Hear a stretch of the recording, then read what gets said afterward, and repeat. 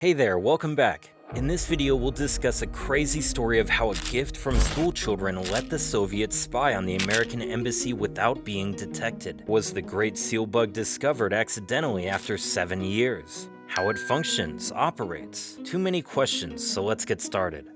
Between the 40s and 50s, the world witnessed the end of a black era with World War II and the beginning of a new era of international relations. Countries disappeared and new countries appeared. Enemies became friends and some friends became enemies. Tensions between the United States and its unlikely ally in the Soviet Union persisted throughout World War II.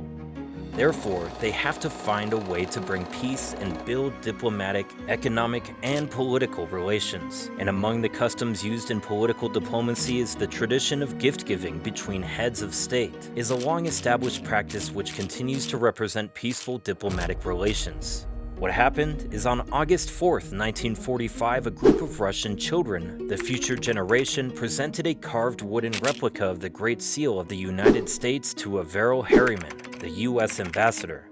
The Americans examined the gift for fear of electronic listening devices inside, but it had no power pack of its own, no wires that could be discovered, and no batteries to wear out. As Robert Brown said in his book, the triumph of the Great Seal Bug was its simplicity.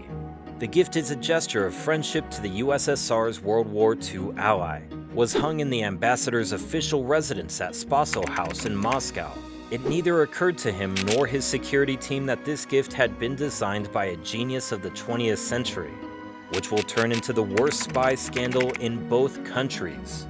The actual Russian bug was developed by Lev Sergeyevich Terman, best known for his invention of the theremin, a musical instrument with a proximity sensor. Lev lived in the United States under the name Leon Theremin.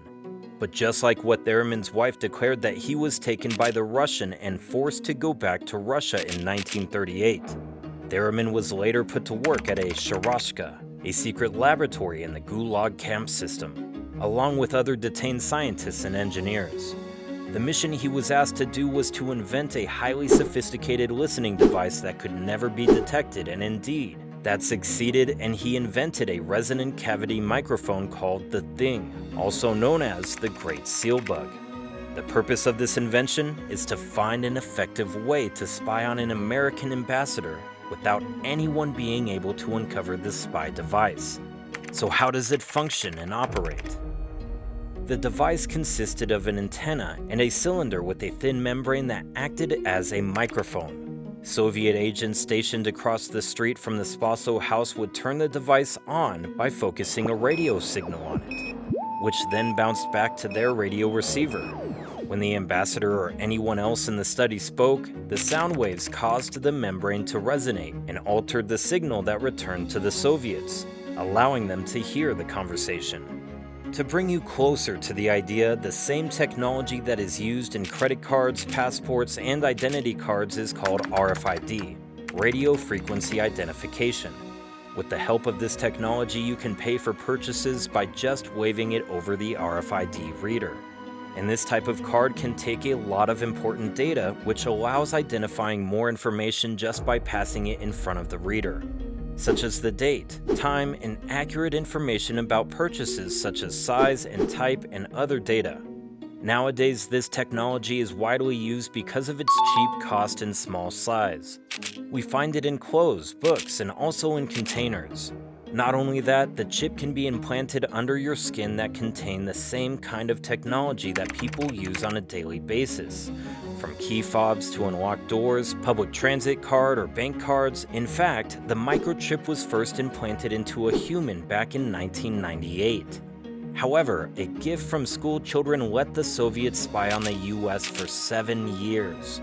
The State Department only became suspicious that the Soviets had developed this novel bug in the early 1950s, when British and American military radio operators monitoring Soviet military radio traffic independently and accidentally picked up the voices on their receivers that appeared to belong to their respective diplomats. The device appeared to be hidden inside the wooden carving behind the ambassador's desk and resembled a cylindrical microphone with an antenna rod connected to it. Tiny holes in the wood under the eagle's beak guided the sound to the membrane of the bug that was mounted just behind it, and the strange thing is, it didn't have its own power source and was not connected via wires. The ambassador immediately removed the device and placed it under his pillow so that it would not be retrieved by the Soviets. Then it was shipped to Washington the next day for examination. The discovery of the bug was kept secret for many years. Until 1960, on the 1st of May, the Soviets had shot down an American U-2 spy plane over Soviet airspace, as a result of which the Soviet Union convened a meeting of the United Nations Security Council, accusing the Americans of spying. In order to demonstrate that spying was mutual, the Americans decided to reveal the Russian bugging device. At this point, the Russians came under criticism and attack, as it's shown in this video. Let me ask you a question. Do you think that spying on another country in order to protect national security is legal? We're waiting for your answer in the comments below. Don't forget to subscribe and hit that like button so you can receive more content like this. Thank you for watching, and until next time, take care and stay safe.